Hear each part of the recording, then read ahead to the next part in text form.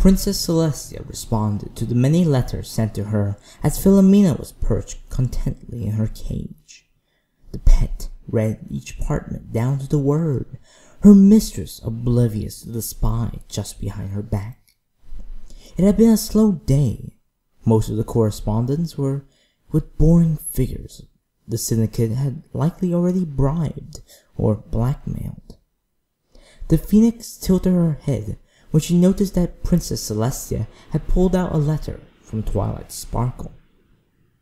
The words, written in a painfully calculated style, and spoke of some dull research that only Celestia could read without falling asleep. Sometimes she did anyway. Philomena wished she could burst into flames to avoid the boredom when a low, dull bird song trilled behind her. She paused. A few more notes drifted from one of the roosting areas in the castle crevices below. The signal. Wiona or Angel had an assignment for Philomena. She was always glad to take it. The more jobs she did, the sooner she would stop being known as the newbie of the Syndicate. She began to fidget and caw. The princess laid down the paper and turned to her. "What's wrong, Philomena?" The Phoenix looked out the window in response. "Oh, why didn't you say so?" the princess said, and unhooked the cage door, freeing Philomena and giving her access to the skies. She roared out of the room and away from Canterlot. Celestia watched for a while before returning to her reading. "I swear, she's been acting so strange lately." Philomena's destination was a hot spring several miles away from Canterlot, hidden neatly away in a forest. It was the remnants of an active volcano, and it suited the bird's hot nature very well. Within just a few minutes, she was already circling the steaming pool of water that was her second home, and spared no time to swoop down and perch on a branch above the hot, bubbling pools. She looked around for a contact, but found she was alone. She began to preen herself to kill time until she heard a bark below. She jumped off of the perch, catching her breath when she saw Wiona at the base of the tree. She relaxed and landed in front of the dog, who still wore the glazed dumb animal eyes she used around ponies. At her feet was a scroll, covered in saliva. Philomena looked at it and squawked, chastising Wiona for getting her assignment all wet. Wiona barked in response, telling her that she didn't really have a choice in the matter, and ran off. The Phoenix snapped the string that bound the scroll together, and it gracefully unfurled, giving her the details that she needed. Name: Black Olive. Age: 27. Main color: black. QE mark: martini glass with 2 ice cubes.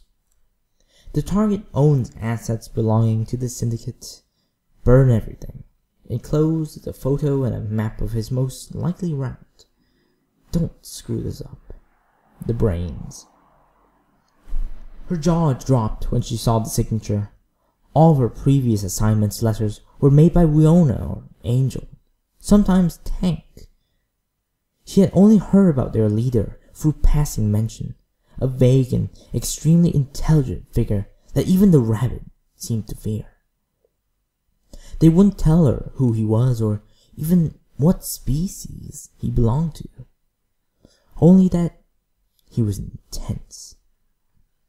She went over the letter one more time, memorizing the details before burning the letter to ashes and launching herself into the sky towards her target.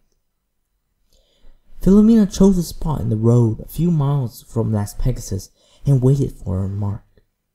The calm left her plenty of time to contemplate how she would go about destroying the joke. The Syndicate usually gave her very few conditions to finishing her assignments, giving her full leeway on how she did them. This suited her freewheeling nature just fine. She'll fly out of Canterlot for her afternoon exercise and burned down a house or two for insurance fraud. Princess Celestia was never the wiser. Still, just hurling fireballs at them would raise questions. No, Philomena had to make this look like any old pony with a torch could have done it. She noted several trees to the road and quickly formulated a plan. Like all of her plans, it involved burning things. She liked to burn things. It took longer than expected for the smugglers to show up. Several large earth ponies pulled rather conspicuous draped carriages behind them. She watched them pass by until they were in the position. When they were, she sprung the trap. She stretched her wings, and one particularly old tree burst into flames. It crashed down on the road and blocked the paths of Black Olive and his crew. They shouted in surprise as a second flaming tree smashed down behind them. Several more were sent flying out of the middle of the forest, fully wrapped in a cloak of fire. The massive, flaming lumbers smashed the carriages and sent poison choke everywhere. "To the tars with this!" Black Olive yelled before he ran into a wheat field next to the road. All of his cohorts followed. Their screams carried off into the night, and soon the only sounds that could be heard were the snaps and crackles coming from Philomena's fires. She made sure that she was alone before she examined the smashed carriages. The joke within had been crushed and spilled everywhere, but still viable.